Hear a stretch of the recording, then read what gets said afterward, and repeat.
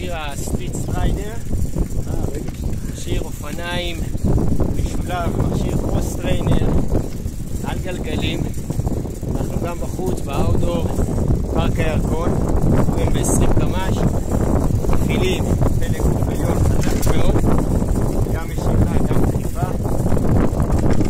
תנועות הרגליים מתבצעות בצורה של סטפר, מאוד ידידותי, למפרקים, חזק מאוד, הרבה עבודת יציבה, כל שריר דיבה ותגעת. בתור רוכב אופניים מאוד מקצועי, יכול להגיד שהעבודה פה היא מאוד אינטנסיבית, הגעתי לדופק מאוד מאוד יפה.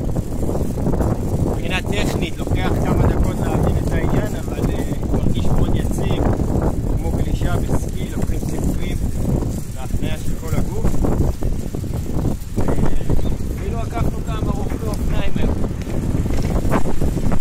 יאללה, תן בראש.